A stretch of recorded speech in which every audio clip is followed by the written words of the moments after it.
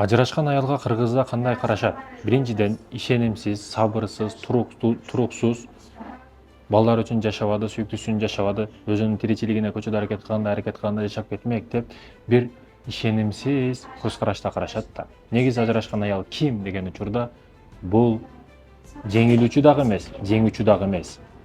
Тагдыр ушундай болуп калды, ага айып коюп, коомдо мынтип тескери карашта караш туура эмес.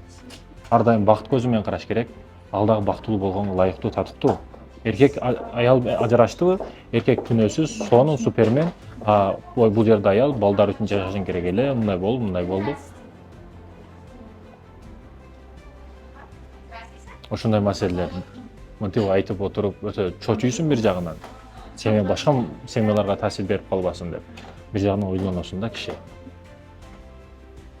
Уруп өлтүрүп койсочу деген ойлор келет. Өзүн асып алсачы деген ойлор келет. Ишенесизби?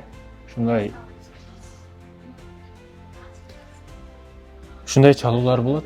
Азыр мен өзүмдү өлтүрөмүн дейт. Балам үчүн 5 жыл жашадым чыдап, балам үчүн 15 жыл чыдап жашадым дейт. Ушундай эже карындаштарыбыз бар. Мени кул үчүн алыптыр, кулдук кылыш үчүн алыптыр. Кородо 100 жылдан бери, 20 жылдан бери тынымсыз эмгегин кылам, мени күн сайын урат, кыйнайт дегендер жок эмес.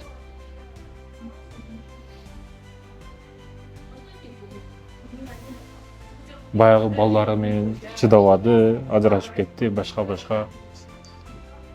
Балдары сонун келечек күтүп турат. Балдардын өзүнүн рызкысы бар. Аял башкага турмушка чыгышка акысы бар, сонун бактылуу жашаганга акысы бар.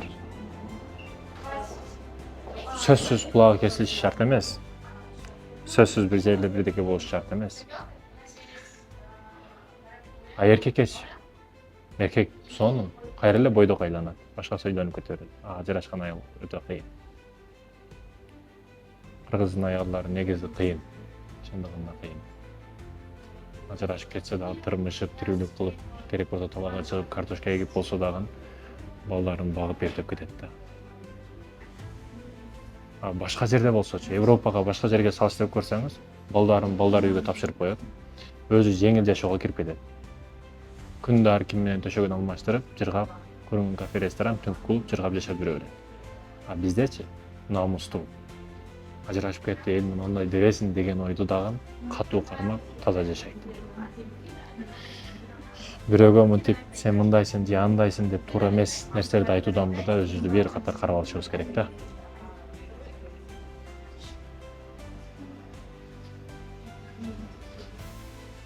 Бирөөнүн атасы машина мине албайт экен да. Машина мине албайт экен. Баласы өтө ийгиликке жеткен адам, байлык жактан түрдүү машиналарды минет экен. Күн сайын кээ бир кыздар балдарды алмаштырган сыяктуу, носки алмаштыргандай машина алмаштырат экен да.